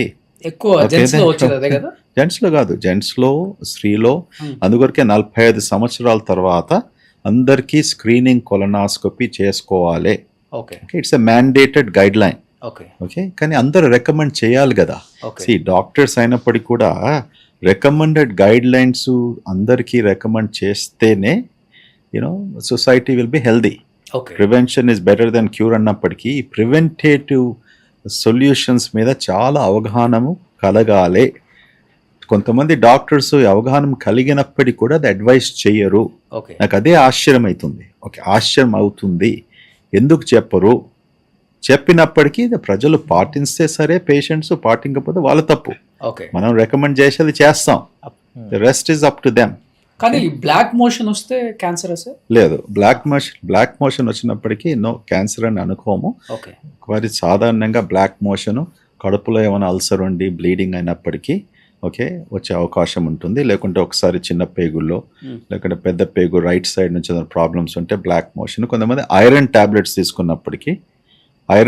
తీసుకున్నప్పుడు కూడా స్టూల్ బ్లాక్ అయ్యే అవకాశం ఉంటుంది. ఇంకొకసారి డయేరియా కొరకు మెడికేషన్ కేయోపెక్టెట్ అని ఇస్తాం, దాంతో కూడా బ్లాక్ మోషన్ వచ్చే అవకాశం ఉంటుంది. సో కేవలం బ్లాక్ మోషన్ వచ్చినప్పటికీ క్యాన్సర్ అని మనం అనుకోలేము. బ్లాక్ మోషన్తో పాటు బ్లడ్ కౌంట్ తక్కువగా ఉండి ఆ పేషెంట్కు బాగా టైర్డ్నెస్ ఉండి నాకు డిజీనెస్ వస్తుంది, నాకు ఎలాగో ఉంటుంది అన్నప్పటికీ దెన్ ఆ సస్పిషన్ ఉంటుంది. ఇది క్యాన్సర్ కావచ్చు, అల్సర్ కావచ్చు, కొలైటిస్ కావచ్చు. ఓకే, అప్పుడు మనం ఇమ్మీడియట్లీ ఇన్వెస్టిగేషన్ మొదలు పెడతాం. కానీ చిన్నపిల్లల్లో కూడా ఒబిసిటీ కామన్ అయిపోయింది సార్, చాలా కామన్, టూ మచ్ ఒబిసిటీ. ఏంటి, దాదాపు 11,000 కోట్ల టర్న్ ఓవర్ మ్యాగీ. అసలు ఈ మ్యాగీలు తినటం వల్ల అసలు చిన్నపిల్లల్లో ఏం చేంజెస్ అవుతాయి సార్? అసలు ఒబిసిటీ డెఫినెట్ గా ఉంటుందని నేను విన్నాను. 15 to 20% to 30%, అంటే 30% వరకు, 20 నుంచి 30% వరకు చిల్డ్రన్లో ఒబిసిటీ ఉంది మన ఇండియాలో. ఇండియాలో so it's a huge problem. చాలా పెద్ద ప్రాబ్లం. ఓకే, ఈ ప్రాబ్లం ఇంకా ఎక్కువనే అవుతుంది. ఎందువలన అంటే improper eating, over eating. Okay, తల్లిదండ్రులు తోసి పెడతారు, మా అబ్బాయి బలంగా లావు అవ్వాలి, ఓవర్ ఫీడింగ్ సార్. అబ్సల్యూట్లీ ఒకటి ఓవర్ ఫీడింగ్, ఎక్సర్సైజ్. చిన్నప్పుడు అందరూ ఏం చేసేవారు, ఒక 30-40 years ago ఒక కమ్యూనిటీలో, ఒక బస్తీలో నువ్వు ఉన్నావు. ఓకే, వాడు స్కూల్కి వెళ్ళి వచ్చేది, ఏదో బ్యాట్ పట్టుకొని వాడు క్రికెట్ ఆడేది, కబడ్డీ ఆడేది, ఏదో గేమ్స్ ఇవన్నీ కూడా ఆడేవాళ్ళం కదా. ఇప్పుడు అన్ని కాలనీస్ ఇవన్నీ వచ్చినప్పుడు ఎవరు ఎక్కడ కనబడరు అని అస్తమానం చెల్లి మీద ప్రెషరు. ఓకే, స్కూల్కి రాచగానే హోంవర్క్ అని ఉంటుంది, అదని ఉంటుంది, ఇదని ఉంటుంది. సో ఇవన్నీ ఉన్నప్పటికీ we're not really properly balancing the life of a child. అది దట్స్ ద బిగ్గెస్ట్ ప్రాబ్లం. అందులో మళ్ళీ ఈ కొన్ని ఫాస్ట్ ఫుడ్స్. ఓకే, ప్రాపర్గా fast foods is that depends upon what you're eating. Too much of fast foods culture ఉన్నప్పటికీ sugary sodas, coca cola, Sprite, even ఆ sugar వలన కూడా it's a big problem of gaining weight children. Pizza తింటే cool drink ఉండాలని అవసరం లేదు. Offer అసలు వాడు బిజినెస్ చేసుకోవడానికి ఇదే మంచిది, వాడు అలవాటు చేసింది అనిపిస్తుంది ఒక్కొక్కసారి. పిజ్జా తిన్నప్పటికీ ఆ పిజ్జా టేస్ట్ కు కోక్ చాలా మంచిగా అనిపిస్తుంది. ఓకే, కోక్ నేను సంవత్సరంలో 2-3 సార్లు తాగుతాను కోక్, అంతే. ఓకే, ఎప్పుడన్నా పిజ్జా తిన్నప్పుడు నాకు కోక్ దాంతో బాగా అనిపిస్తుంది. ఓకే, పిజ్జా తీసుకున్నప్పటికీ నీకు బియర్ మంచిగా ఉండదు, లేకుంటే వైన్ బాగుండదు. Coke is really goes with the taste, so తప్పేం లేదు. బిర్యానీ తింటా కూడా కోక్ తాగొచ్చా? థమ్స్ అప్, కోక్, స్ప్రైట్, అది ఒకటి ఇష్ట ప్రకారం, తప్పేం లేదు. ఓకే, రోజుకు నువ్వు 2 or 3 కోక్స్ తాగినప్పటికీ you are increasing sugar unnecessary. So తప్పేం లేదు. ఏదైనా తప్పు అనిపిస్తే కాంటినెంటల్ హాస్పిటల్కి వచ్చి రెడ్డి మన గ్యాస్ట్రో గురు గారిని కలవండి. అంటే నేనేం చెప్తున్నాను రోషన్, క్లియర్గా చెప్తున్నాను, 1 coke or something like that is okay. దాన్ని ఎక్సీడ్ చేసినప్పటికీ నీ daily quantity of sugar exceed అవుతుంది. నువ్వు 2 కోక్సే 2 స్ప్రైట్స్ ఇలాంటివి తీసుకున్నప్పటికీ నీ షుగర్ క్వాంటిటీ ఎక్కువైనప్పటికీ ఫ్యాట్ అక్యుములేట్ అవుతుంది, వెయిట్ పెరుగుతుంది. ఓకే, నువ్వు డైలీ పిజ్జా తింటున్నావు, డైలీ నువ్వు కోక్ తీసుకుంటున్నావు, స్ప్రైట్ తీసుకుంటున్నావు, 2-3 క్యాన్స్ తీసుకున్నప్పటికీ ఎందుకు అమెరికాలో ఇంత ఒబేసిటీ, వెస్టర్న్ కంట్రీస్లో ఓకే వాళ్ళు మార్నింగ్ నుంచి మొదలుకుంటే ఫాస్ట్ ఫుడ్లో ఇంత పెద్ద కోక్ తీసుకుంటారు, ఇంత పెద్ద పెద్ద గ్లాస్లో స్ట్రా పెట్టుకొని. That's the reason, that's a fundamental reason for the obesity in those countries. మన దగ్గర ఇంకా అంత పెద్ద ప్రాబ్లం లేదు. Okay, still we restrict to మన పద్ధతి ప్రకారం, మన కల్చర్లో ఎలాంటి భోజనం మనం చేయాలో అది ఫాలో చేస్తాం. Okay, so it's not that big of a problem. కానీ ఇప్పుడు ఇదంతా ఈ కల్చర్ చేసినప్పటికీ ఇన్ని రెస్టారెంట్స్, ఇంత ఫాస్ట్ ఫుడ్ ఇదంతా వస్తుంది కదా, ఒబేసిటీ ఇస్ ఆల్సో గ్రోయింగ్. చాలా మంది నా ఫ్రెండ్స్ లేకపోతే మా ఫ్యామిలీ మెంబర్స్ చెప్తూ ఉంటారు, out of Hyderabad any actor, any politician, any business man, sir మీకు హైదరాబాద్లో ఏమి ఇష్టం అంటే ఐ లైక్ హైదరాబాద్ బిర్యానీ. అంటే వాడికి ఈజీ కాబట్టి, చెప్పడానికి ఈజీగా ఉంటుంది కాబట్టి చెప్పేస్తాడు. వాళ్ళే తింటున్నారు, మేము తింటే తప్పేంది, డబుల్ మసాలా బిర్యానీ అంటాడు, డబుల్ మసాలా ఆమ్లెట్ అంటాడు. మన కల్చర్లో ఎట్లా ఉందంటే, India is a great country అండి. ఎప్పుడు నేను కేరళకు పోయినప్పుడు కేరళలో ష్రింపో, ఫిషోస్, something unique this thing is there, correct. Tamil Nadu ఉన్నప్పుడు చెట్టినాడు చికెన్ అంటాం. ఓకే, ఆంధ్రాకి పోయినప్పుడు మీరు ఆంధ్ర పులుసు, this thing something is very special for that. Okay, ఆగ్రాకి వెళ్ళినప్పుడు ఆగ్రా స్వీట్స్ అంటాం, కరెక్ట్. అలాంటిది మన హైదరాబాద్ లో కూడా we're famous for Hyderabadi biryani. Okay, బిర్యానీకి ఫేమస్ అయినప్పటికీ నేను రోజు బిర్యానీ తినమంటలేడు కదా. We're famous as a culture. Hyderabad was best biryani is made in the country. Biryani everyday part of life అయిపోయింది వాళ్ళకి. వితౌట్ బిర్యానీ బ్రహ్మ ముహూర్తంలో జరగాల్సిన పనులు, నిద్రపోవాలి లేకపోతే లేవాలి, 12-1 గంటలకి మన వాళ్ళు ఫ్యామిలీ ప్యాక్ బిర్యానీ తెప్పించుకొని తింటారు. ఓకే, నేను ఒకటి చెప్తాను. క్యాల్కటాలో, వెస్ట్ బెంగాల్లో వాళ్ళు ఏం భోజనం చేస్తారు? Fish, rice, correct. అవును. ఓకే, వాడు రిక్షా వాడు ఉండండి, ఆటో రిక్షా వాడు ఉండండి, వాడు పెద్ద ధనవంతుడని, అది వాళ్ళ staple food. Okay, fish and rice. So daily వాడు ఫిష్ అండ్ రైస్ కూడా 3 పూటలు తిన్నప్పటికీ కూడా అది తప్పడతామా? తప్పటం. అంటే the way in which the cook. Okay, ఎలా చేస్తారు ఆ ఫిష్, ఆ రైస్ ఎలా కుక్ చేస్తారు. మీరు డైలీ బిర్యానీ తిన్నప్పటికీ కూడా నేనేం చెప్తానంటే it depends upon how are you making. బిర్యానీలో ఏముందండి, యూనో రైసు, ఒక మీటు, అంతే కదా. లేకుంటే వెజిటేబుల్ బిర్యానీ అన్నప్పటికీ అందులో కొన్ని మసాలాస్ వేస్తాం, దానికంటే ఎక్కువ ఇంకేముంది. But how are you cooking, అది ఎలా వంట చేస్తున్నాం మనం, అది సి టూ మచ్ ఆఫ్ మసాలా, మనం ఇంత నూనె వేసుకుంటున్నాము, దాంతో వాడు బిర్యానీలో కొంతమంది చికెన్ ల్యాంబ్ వేస్తారు, 4 గుడ్లు వేస్తాడు, ఓకే. దాంతో వాడు పక్కన కేవలం సాలన్ వేసి మళ్ళీ ఇంకో షోర్వాది ఉంటుంది. ఇవన్నీ వేసేపటికి క్యాలరీస్ పెరుగుతాయి. It's as simple as that. But every day నువ్వు బిర్యానీ ప్రాపర్గా భోంచేయి, ఓకే, ఆయిల్ కంటే మెయింటైన్ చేస్తూ, ఘీ అంతా కూడా ఎక్కువ కలుపుకుంటా, ఓకే, మామూలుగా క్వాంటిటీ నువ్వు సరిగ్గా భోంచేయండి. They won't be any problem. If somebody says there is a problem, please come to me. ఇన్ని రకాల టెక్నాలజీలు వచ్చినాయి, అప్పుడప్పుడు అనిపిస్తుంది ఏదన్నా చిన్నది అలా పెడితే ఎంత మసాలా వేసారు, ఎన్ని ఇంగ్రీడియంట్స్ ఏమి వాడారు, అది మొత్తం డిస్ప్లే అయితే బాగుండు అనిపిస్తుంది. డిస్ప్లే అయితే అంటే పర్సంటేజ్, అవును. ఇప్పుడు రెసిపీస్ ఉంటాయి కదా, డైలీ ఏది మనం అంతటా ఉంది డిజిటల్, ఇది ఎలా చేస్తారు. అసలు పెద్ద పెద్ద హోటల్స్ లోనే మొత్తం నిన్న పట్టుకుంటే బూజు, అసలుకి ఎక్కడ కూడా క్లీనింగ్ లేదు, బొద్దింకలు, మాస్కులు లేవు, హెడ్కి ఏం లేవు, మొత్తం కూరగాయలు, చికెన్ అయితే కుళ్ళిపోయింది. ఇంకా నిన్న 9 హోటల్స్ బ్యాన్ చేశారు. ఇంకా చాలా కావాలండి. సి ఇన్ ద యుఎస్ ఏమవుతుంది, all major cities regular food inspection ఉంటుంది. అవును, ఓకే, రెగ్యులర్ ఫుడ్ ఇన్స్పెక్షన్ ఉంటుంది. అండ్ ఒకసారి ఇలాంటి అయినప్పుడు న్యూస్లో కూడా వేసేస్తారు, దాంతోపాటు లైసెన్స్ రద్దు చేస్తారు temporary till they fix the problem. So మన దగ్గర ఇన్ని రెస్టారెంట్స్ ఇంతగా ఉన్నాయి కదా, ప్రాబబ్లీ వందలాది రెస్టారెంట్స్ ఆర్ నాట్ ఫాలోయింగ్. అవును, okay, there is no guidance. అంటే అంతమంది కావాలి కదా మన ఇన్వెస్టిగేషన్ కొరకు, you know. So sanitation is extremely important. దానివల్ల కూడా ఎన్నో జబ్బులు మా స్పెషాలిటీలో, including viral infections, hepatitis A అని, హెపటైటిస్ బి అని, ఇటువంటి లివర్కు సంబంధించిన జబ్బులు రావడము. It's very important sanitation of these restaurants, hygiene, చాలా మటుకు దేర్ షుడ్ బి చాలా స్ట్రాంగ్ ఓవర్ సైట్. సబ్వేలలో గ్రీన్ లీఫీ అవి కూడా అసలుకి అంత ప్రాపర్ మెయింటైన్ చేయట్లేదు సార్, అంతా కుళ్ళిపోయినాయే పట్టేసుకున్నారు. అంటే బ్రాండెడ్ సబ్వే అంటే సబ్వే శాండ్విచ్ అంటున్నా, శాండ్విచ్ కూడా, ఓకే, సబ్వే శాండ్విచెస్, సబ్వే అనే బ్రాండ్ ఉన్నప్పటికీ వాళ్ళకి చాలా స్ట్రిక్ట్ గైడ్ లైన్స్ ఉంటాయి. ఓకే, అలాంటి బ్రాండ్స్లో ఇప్పుడు మన మెక్డానల్డ్స్ ఉంది, కెంటక్కీ ఫ్రైడ్ చికెన్ ఉంది. మెక్డానల్డ్స్ అనే బ్రాండ్ ఉన్నప్పటికీ ఇలాంటి తప్పులు చాలా తక్కువగా జరుగుతాయి, ఎందుకంటే వీళ్ళందరూ ఫ్రాంచైజీస్ కదా.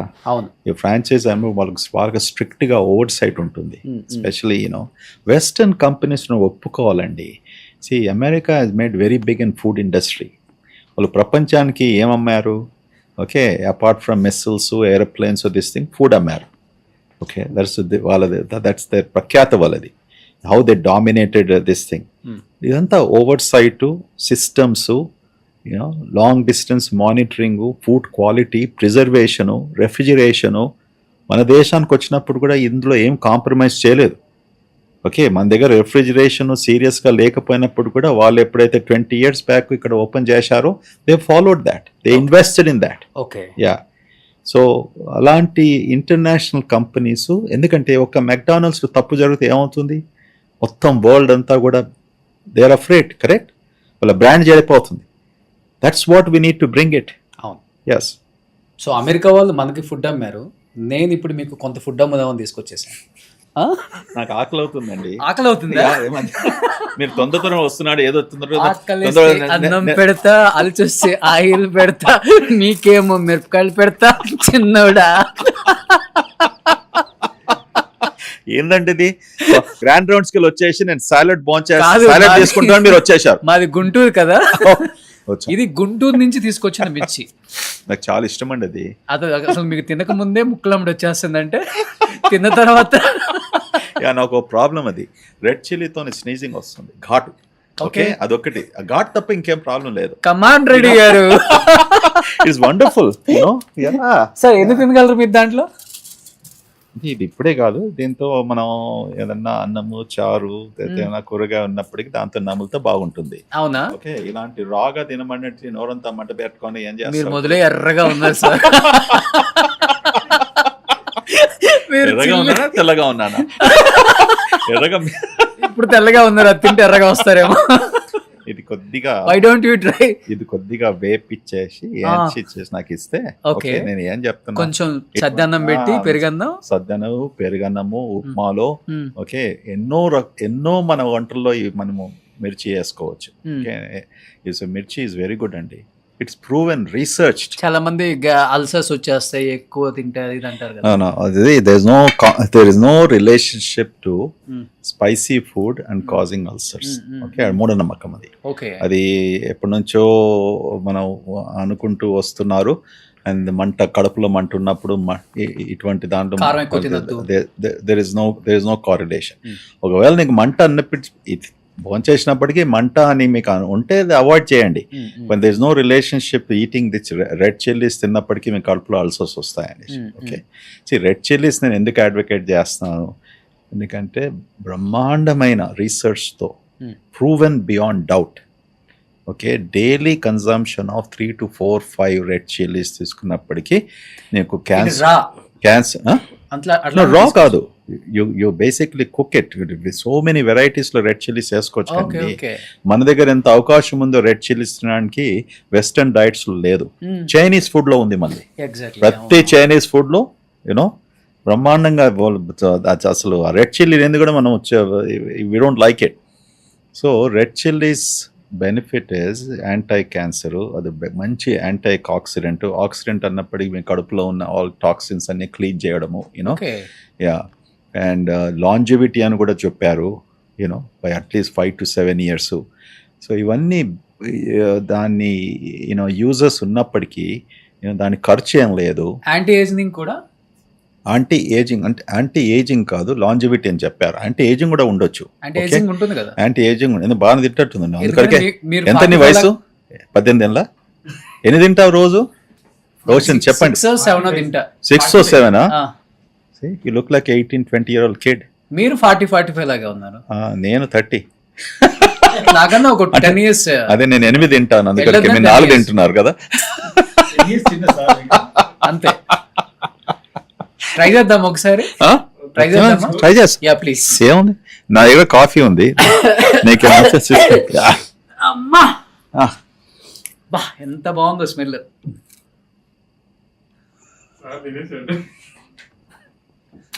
నేను మీ అంత ఫాస్ట్ కాదు గురువు గారు. నవ్వుతున్నారా? ఏడ్చలేను కదా ఇప్పుడే, ఏడ్స్తాను ఇప్పుడు. నాట్ ఇయర్, నువ్వు తినకముందే ఏడుస్తున్నావు ఏంది? భయపడుతున్నాడు మనిషి. మళ్ళీ పుడతావా ఏంటి? ఎందుకయ్యా అంత భయము? ఎంత స్వీట్ గా ఉందో. ఇది చాలా పెద్ద గుండె. ఇగో ఇది తీసుకో.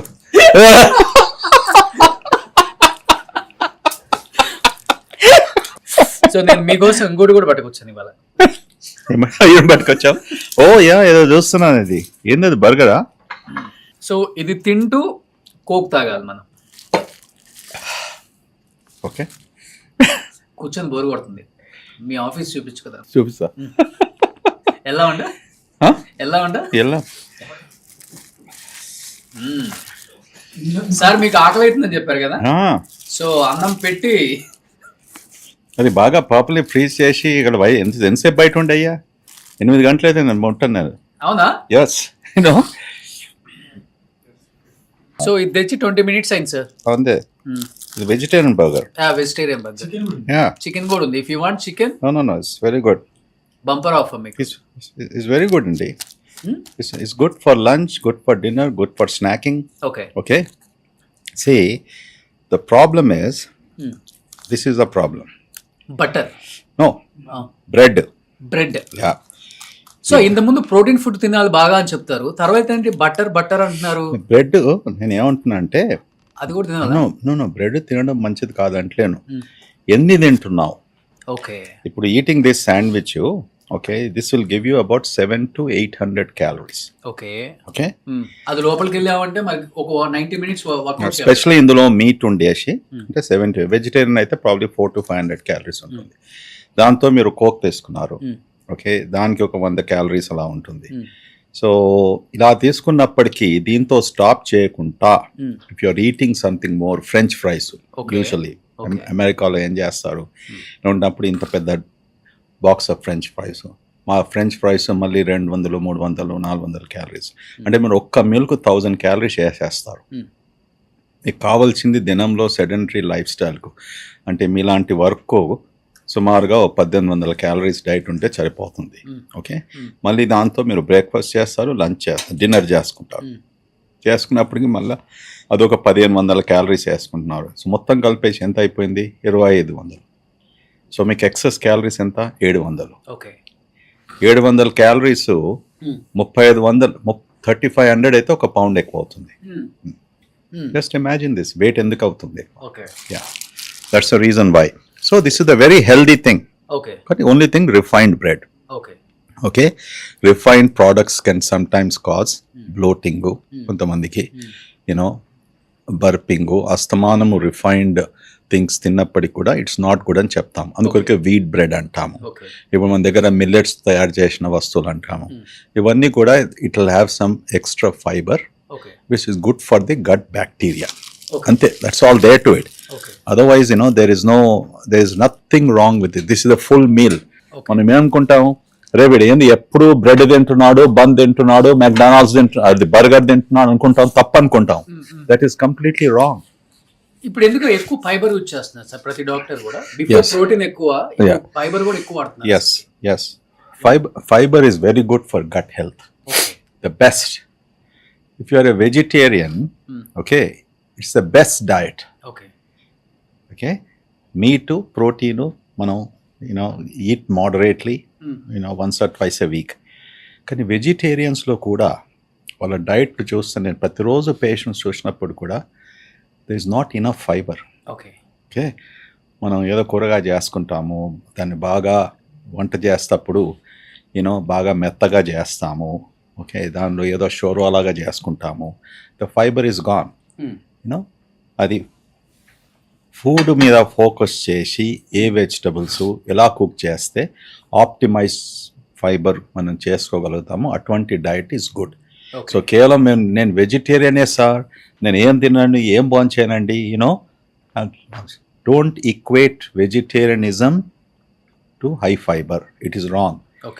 వాళ్ళు ఏం భోంచేస్తున్నారు వెజిటేరియన్ డైట్లో చాలా ముఖ్యం. ఎప్పుడైనా కుక్ చేస్తారు ఇంట్లో మీరు? నేను జూనియర్ కాలేజ్లో ఉన్నప్పుడు కూడా ఓకే, నాకు కుకింగ్ అంటే మా అమ్మగారు చాలా బ్రహ్మాండమైన కుక్. ఓకే, ఆమెను అన్నపూర్ణ అనేవాళ్ళు మా ఫ్యామిలీలో. And one of the best Nizami food this thing what she use to make. నేను అన్నీ చేయగలుగుతాను, చికెన్ కర్రీ నుంచి, ల్యామ్ కర్రీ నుంచి, బెండకాయ, వంకాయ, వాట్ ఎవర్ దాట్ ఈస్. ఇప్పుడు మాత్రం కాదు, అప్పుడప్పుడు శ్రద్ధా కొరకు చేసేవాళ్ళి. కానీ ఇప్పుడు నువ్వు నాకు కాంపిటీషన్ పెడితే I definitely win, hands down. So madam గారు చాలా లక్కీ అయితే. చాలా లక్కీ, తప్పకుండా. ఎస్, తప్పకుండా. ప్రతి ఫ్యామిలీలో మగవాడు కుక్ చేసినప్పటికీ okay, it's not the lucky question. That's the best tribute. What he can pay. Equality and కేవలం మనం వర్డ్స్ లో అనుకుంటా. Equality is shown by the man doing what he is doing for the woman. Okay, sharing the responsibilities. Okay, పుట్టప్పుడు ఎవరు రాసి పెట్టలేదు కదా మీకు, నువ్వు కేవలం వర్క్ పోవాలి, ఇంట్లో ఎవరు కుక్ చేయాలి, ఇంట్లో ఎవరు క్లీన్ చేయాలని ఇక్కడ రాసిందా? ఏ బ్రహ్మసూత్రం ఉంది? ఉంటే నీకు ₹1,00,000 ఇస్తాను, చూపిస్తే. లేదా? నిజంగా లేదా? మరి ఎందుకు మళ్ళీ పెట్టుకుందాం ఇవన్నీ? కేవలం దేవుడు పెట్టింది ఆడవాళ్ళకి, పిల్లలు పుడతారని, మిగతా ఏం రాయలా. మరి ఎందుకు దీని గురించి మనం స్ట్రైక్ చేయము? ఎందుకు మనం అజిటేషన్ చేయము? మేడం చాలా లక్కీ సార్. లవ్ మ్యారేజ్ మీది? కాదు, అరేంజ్ మ్యారేజ్. పక్కా. ఇంత అందంగా ఉన్నారు సార్, ఎన్ని ప్రపోజల్స్ వచ్చి ఉంటాయి మీకు? వచ్చా? నిజంగా నేను మెడికల్ కాలేజ్ యూనివర్సిటీ ఫస్ట్ పేపర్లు వచ్చినప్పటికీ 5 గంటలు ఉదయం 5 గంటల నుంచి మా ఫోన్ మోగుతా ఉంటే మా ఫాదర్ మదర్తో మాట్లాడతారు. సో ఆ టైంలో అది ఎంత అన్యాయం అనుకున్నాను నేను. దిస్ ఇస్ నాన్ సెన్స్, ఇది ఏం కల్చర్, ఏం సొసైటీ అనేసి. ఎందుకంటే ఆడవాళ్ళు నాట్ ఫర్ సేల్ అండి, చాలా తప్పది. It's this is completely wrong మన సొసైటీలో. అందుకొరకే నాకు చిన్నప్పటి నుంచి కూడా this is a wrong method, a wrong society. What is this society? Why women should be subjected to this? అందుకొరకే వెస్టర్న్ కంట్రీస్లో ఒక మంచి పద్ధతి ఉండే, what you call love marriages. Okay, దానికి ఒక రీజన్ ఉంటుంది. ఇప్పుడు మన దగ్గర కూడా జరుగుతున్నాయి కదా. ఏ man should be able to choose a girl, a girl should be able to choose a man. It's a very good system. Okay, parents ఉన్నప్పుడు గైడెన్స్ ఇవ్వాలి అంతే. ఒకవేళ తప్పుగా ఎవరైనా చేసినప్పటికీ ఇది మీరు ఆలోచించండి బాబు, ఇలా ఉంటుంది, అమ్మాయి ఇలా ఉంటుంది అని చెప్పుకోవాలి. కానీ బట్ అరేంజ్ మ్యారేజెస్ ఎప్పుడు చూడండి, ఎవరు తెలియంది, ముఖం ఏం తెలియంది, you forcing somebody in to that relationship, that's completely wrong అండి. ఓకే, మరి మీకు అరేంజ్డ్ మ్యారేజ్ అన్నారు కదా, కానీ అయినప్పటికీ కూడా ఇంట్రొడ్యూస్ చేసినప్పుడు కూడా ఎన్నో నెలలు మేము చూసాము, అర్థం చేసుకున్నాము, ఆల్ దట్ స్టఫ్ వి మెట్, అలాంటిది చేసాము అన్నట్టు. ఓకే, బట్ ఒక్కళ్ళకి కూడా ప్రపోజ్ చేయాలి, లవ్ చేయాలి, I was dead against. I was dead against. ఇంత మంచి వాళ్ళు కూడా ఉన్నారు సార్, నిజంగా గ్రేట్ సార్. నో ప్రపోజ్ చేయాలి, లవ్ చేయాలి అనేసి ఐఎమ్ నాట్ అగేన్స్ట్, అది కాదు నేను చెప్పేది. ఒకరిని చూసి ఓకే వద్దనేసి ఓకే మళ్ళీ ఇంకొకరిని చూసేసి, that's wrong thing. It is not for a trade. Okay, yeah, it's absolutely fine if you love somebody, if you want to get into a relationship, a purpose of love is to build up a relationship, which is good. Okay, yeah. So madam garu kuda doctor kaadu, she is a designer, interior designer. Oh, yeah. Kids em chestunaru sir? The kids America lo unnaru. I got 2 boys and a daughter. So both my kids are into the business world. My older son, he is managing director of healthcare investments and ventures for their family office. My second son has his own venture. He's a founder of his own thing. Okay. Yeah. Both of them are graduated from Ivy League institutions, from Wharton and all of those things. So before, California. Yeah. Before Vijay Nirmala garu ee hospital admit అయినప్పుడు నేను ఒకసారి వచ్చాను. ఒకప్పుడు నానక్రామ కూడా financial district అంటే విజయ నిర్మల గారు, కృష్ణ గారు ఇల్లే ల్యాండ్ మార్క్ అందరికి. తర్వాత కాంటినెంటల్ హాస్పిటల్ వచ్చింది. మేడం నాతో సరదాగా ఉండే, ఈయన కొంచెం ముందు ఇక్కడికి వచ్చిండంటే నానక్రామ గూడ కన్నా గురువు ఎన్ రెడ్డి గూడ అని పిలిచేవారు రోషన్. ఈ మొత్తం అయిందే నానక్రామ గూడ కాదయ్యా. ఇన్ని బిల్డింగ్స్ ఎక్కడ బాబు, అసలు హైయెస్ట్ పేడ్ ల్యాండ్ ప్రైజ్ నాకు అంటగట్టారు ఇక్కడ. అవునా? అన్యాయం జరిగింది నాకు. ఇక్కడ పుట్టి పెరిగిన తర్వాత అమెరికా వెళ్ళి వచ్చిన తర్వాత ఇన్ని కోట్లు పెట్టేసి ఆ ఖరీదుకు కొన్నప్పటికీ అప్పుడప్పుడు బాధ అవుతుంది అన్నట్టు. విజయ నిర్మల గారు వాళ్ళు చాలా మంచిగా ఆలోచించేసి they have done the investment long time back. చాలా మంచి పని చేశారు. ఎస్, ఈ రోజు 200 కోట్లు. ఎస్, అంతే కదా. ఎస్, మేము పెట్టింది 12 కోట్లు ఏకం. ఇప్పుడు 250 కోట్ల మీది. ఇక్కడ ఎంత సార్, ఒక 100 acres ఉంటుందా మీది ఈ చుట్టుపక్కలంతా? మాదే ఎందుకంటే అంటే సరౌండింగ్స్ నాది ఎందుకంటే నాకేం లేదు, నథింగ్. హాస్పిటల్. ఓకే, ఎన్ని ఎకర్స్ ఇది? This is hospital is 3.5 acres. మొత్తం the land is about 6 acres అంతే. మొత్తం ల్యాండ్ ఇక్కడ 6 acres. ల్యాండ్ 2000 crores కదా సార్ ఈ రోజు. ల్యాండ్ అంటే బిల్డింగ్స్ వచ్చాయి.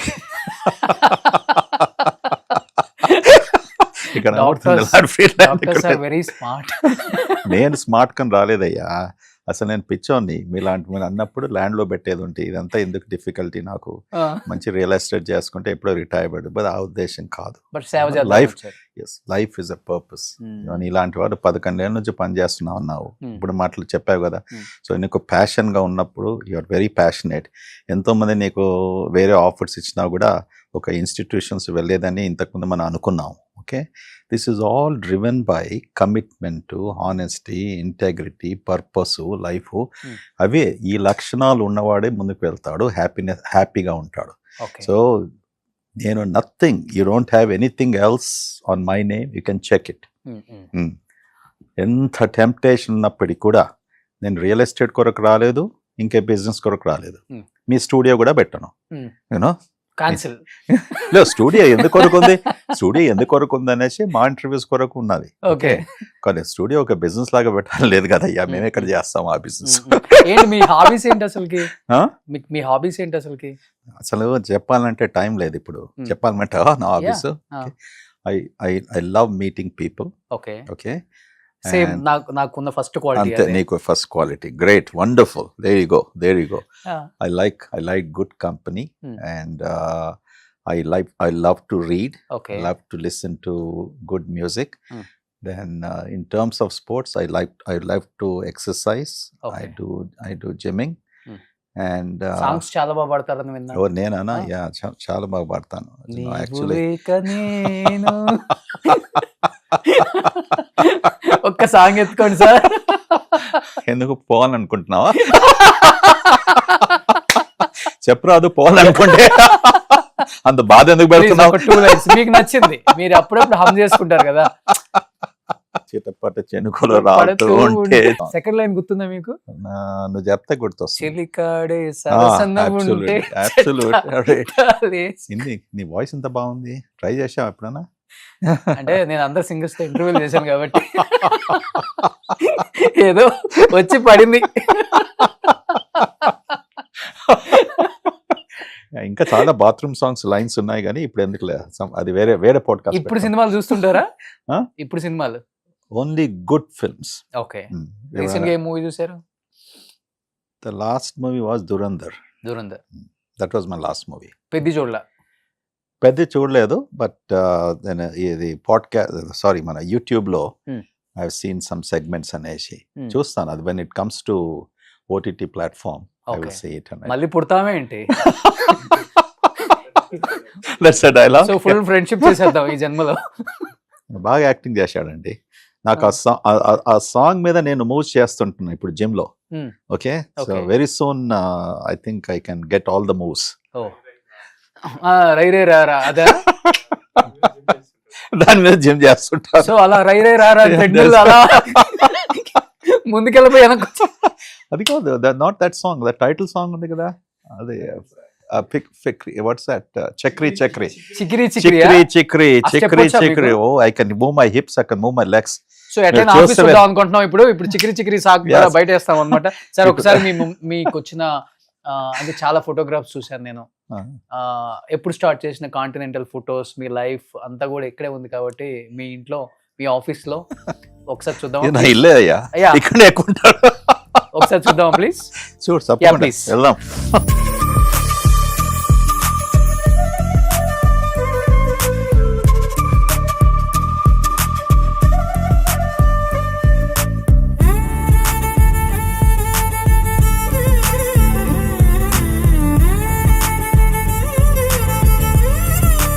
సార్ ఎన్ని ఏంటి షీల్డ్స్? ఎవరో ఏదో ఇస్తుంటారు. ఓకే, నేను అమ్మడానికి పెట్టాను, కొంటావా? నో వాట్స్. నేనైతే హాస్పిటల్ కొందాం అనుకుంటున్నాను. ఇప్పుడు 200 కోట్లు కాబట్టి ఆగిపోయాను. నాకు జాబ్ చేయాలని ఉంది, కొనేసి. ఒకవేళ డాక్టర్ అవ్వకపోతే ఏమయ్యేవాళ్ళు మీరు? పాడ్కాస్ట్. అమ్మో, మనకి ఫుల్ కాంపిటీషన్ వచ్చేవాళ్ళు. నిజంగా చెప్పింది. అవునా? నేను ఇంకా మీరు యాక్టర్ అవుతారు అనుకున్నాను. సేమ్ నాగేశ్వరరావు గారు లాగే ఉన్నారు కదా గురువేంద్ర రెడ్డి గారు. మీకు అనిపించింది కదా? అంత పెద్ద మనిషి దాన్ని కంపేర్ చేయలేదు, అలానే ఉన్నారని చెప్పాను. అలా సో యాజ్ ఇట్ ఈస్, ఆ హైట్, ఆ కలర్, ఆ ఫేస్ అలానే ఉన్నారు. అందుకనే చిటపట్ట చినుకులు పాడింది ఆయన. ఇలా బాగా పడుకుంటానులే. సార్ ఇదేంటి సార్ మొత్తం మీ జీవితమా? ఇది నేను అమెరికాలో ఉండే మెడికల్ కాలేజ్, మా యూనివర్సిటీ బేలర్. ఇది world's largest medical centre, Texas medical centre. This one? Yes, which is Texas Medical Center with almost 1200 hectares of land. Okay. Akkada 16 hospitals unnai, 5000 beds. Okay. It's largest medical center. Nowhere else in the world we have in one campus. Where it is, sir, exactly? Which state? Houston. Houston, yeah. But, and this is MD Anderson Cancer Center, the world's number 1 cancer center. Okay. Yeah. That is the Baylor College of Medicine where I went to, PCM. So coming to ఇక్కడ చూస్తే కొన్ని awards ఉన్నాయి doctor గారు. Sir books మంచిగా చదువుతారా?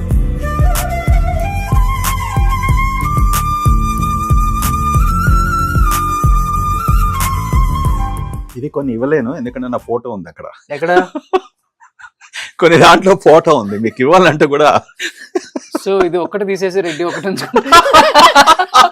అలా చేసుకోవచ్చు, దానికి సర్జరీ చేసుకోవాలి. అక్కడ కూడా నా ఫోటో ఉంది, ఎవరో ఫోటో పెట్టి ఇచ్చారు.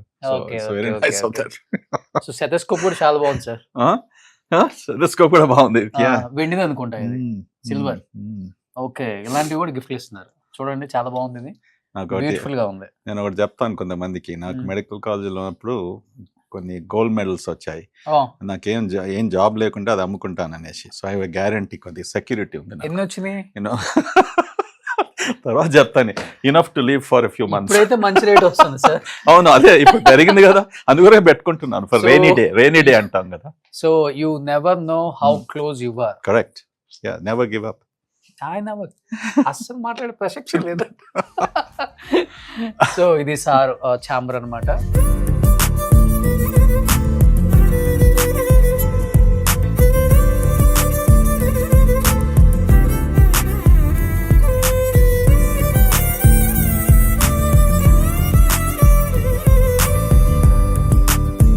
ఇక్కడ మంచి, నాకు చాలా బాగా నచ్చింది, రాగానే హ్యాపీగా అనిపించింది. ఏ ఇయర్ లో సార్ ఇది? జగన్ గారు అప్పటికి ఇంకా సీఎం కూడా అయ్యుండ్రు. ఆయన హాస్పిటల్కి వచ్చాడు ఎవరైనా చూడడానికి, వాళ్ళ ఫాదర్ ఇన్ లా ఎక్కడనే అడ్మిట్ అయిన అప్పుడు కోవిడ్ టైంలో. దాంతోపాటు భారతిరెడ్డి గారి ఫాదర్ గంగిరెడ్డి గారు. దాంతోపాటు పాలిటిషియన్స్, మినిస్టర్స్ వాళ్ళ కాన్స్టిట్యుయెన్సీలో ఉన్నప్పుడు కూడా విజిట్ చేస్తుంటారు. అక్కడ చంద్రబాబు నాయుడు గారు ఉన్నారు, మన మహారాష్ట్ర గవర్నర్ గారు, కేసీఆర్ గారు, రేవంత్. ఇది రీసెంట్ గా అనుకుంటా. దిస్ ఇస్ రేవంత్ గారి మీటింగ్ రూమ్. ఇది మీ బృందానికి చెందగానే అనిల్ కపూర్ గారు. Okay, so this is continental hospital, the times of India #1 rank. So ఇవన్నీ కూడా అవే అనుకుంటా సార్. ఇవన్నీ నా యుఎస్వి కొన్ని ఇక్కడ ఉన్నాయి. కానీ చాలా బ్యూటిఫుల్ గా డిజైన్ చేశారు హాస్పిటల్. చాలా మటుకు నా ఇన్పుట్స్ ఇది hospital. I like art, I like health care లో కామ్ స్పేసెస్ ఉండడము. మీరు అన్నారు కదా ఓపెనింగ్ కాన్వర్సేషన్ లో, ఓకే, దట్ నవ్వుపిస్తుంటే ఒక ముఖం చూసినప్పటికీ డాక్టర్ది అప్పుడే డిసీజ్ ఎంత తక్కువగా కరిగిపోతుంది ఆ పేషెంట్కు. It's extremely important. నువ్వు హాస్పిటల్కి వచ్చినప్పుడు డర్ట్ ఇలా లేదు, ఇది కలర్ సూదింగ్ థింగ్స్, అది impact the mind, impact on the mind. So it's very important.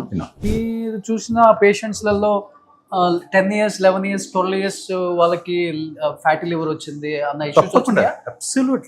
Absolutely shock అవుతారా ఫస్ట్? డజంట్ మ్యాటర్ అండి, ఒబేసిటీ ఓవర్ వెయిట్ ఉన్నప్పటికీ ఎవరికి ఉన్నప్పటికీ కూడా ఆ రిస్క్ ఫ్యాక్టర్ ఉంటుంది అన్నట్టు. ఓకే, అంటే లివర్ లో కాలేయంలో ఫ్యాట్ వచ్చేది అవకాశం ఉంటుంది. ఓకే, డజంట్ మ్యాటర్ ఒక చిన్న అబ్బాయే కాదు, అడాలసెంటే కాదు, 50 ఏళ్ళు 60 ఏళ్ళు ఇప్పుడు ఉన్నప్పటికీ కూడా. సో కానీ సార్ ఫ్యాటీ లివర్ వచ్చింది అని తెలుసుకోవడానికి వచ్చే ఫస్ట్ సిమ్టమ్స్ ఏంటి అసలు చిన్నపిల్లల్లో? ఏం సిమ్టమ్స్ ఉండవా? there's no symptoms, it's a silent process. So అందుకొరకే వెయిట్ ఎక్కువ ఉన్నప్పటికీ, ఒబేసిటీ ఉన్నప్పటికీ అల్ట్రాసౌండ్ చేసుకున్నప్పటికీ ఫ్యాట్ ఉంటే దాని తర్వాత నెక్స్ట్ ఫైబ్రో స్కాన్ చేస్తాం. దాంతో ఫ్యాట్ కాలేయంలో ఉన్నప్పటికీ డ్యామేజ్ మొదలుపెట్టిందా, ఓకే, అటువంటి పేషెంట్స్కు ఇప్పుడు కొత్తగా ట్రీట్మెంట్స్ కూడా వచ్చాయి. ఓకే, ముఖ్యంగా అటువంటి టైంలో మనం వెయిట్ లాస్ కొరకు ఎంకరేజ్ చేసి డైట్తో మేనేజ్ చేస్తూ అలా అది కాకుంటే మెడికేషన్స్ ఉన్నాయి. సో చిన్నపిల్లల్లో కూడా ఒబెసిటీ ఉంటే చెక్ చేయించడం మంచిది. అబ్సల్యూట్లీ. ఓకే, చాలా మందికి కొలెస్ట్రాల్ ఎక్కువ ఉండడము, okay, it's a big problem. Okay, అది ఎంత ఉండాలి BMI sir? Normal the BMI anything less than 28. మన ఇండియన్ సర్కమ్స్టాన్స్లో అమెరికాలో 30 కంటే తక్కువ ఉన్నప్పటికీ, otherwise more than 28 you're falling under overweight category. ఒక్కోసారి మనం 25, 26లో కూడా ఇండియాలో ఓవర్వెయిట్ అంటాము. Obesity is anything about 30. Okay, and moderately severe obesity 35 BMI. Morbid obesity, severe obesity more than 40. So ఇప్పుడు నా BMI ఎంత? నువ్వు BMI బ్రహ్మాండంగా ఉన్నావు, నువ్వు బెలీ డాన్స్ లాగా ఉంది, చూడండి. సో అలా స్కాన్ చేసేస్తా, నేను మీ BMI చెక్ చేస్తాగండి. నేను డాక్టర్ని కాదు కాబట్టి ఓకే అంటే లావుగా ఉందని చెప్తాను అనుకుంటున్నాను. I'm overweight, this no question. సార్కి నాకు తెలిసి ఒక 18-19 ఉంటుంది అంతే. అంటే నన్ను కూడా బెల్లీ డాన్స్ చేయమంటున్నా. Your wish. సార్ ఇదేంటి Continental Hospital proud of our national and international so accreditation in testimony of our highest patient quality safety and integrity. అంటే మాకు అన్ని అక్రెడిటేషన్స్ ఉన్నాయి. ఓకే ఓకే సో అక్రెడిటేషన్స్ సంపాదించడానికి అంత సులభం కాదు. ఓకే ఇది కేవలం ఒక్కసారి ఇచ్చిన అక్రెడిటేషన్ కాదు, మెయింటైన్ చేసుకోవాలి. ఓకే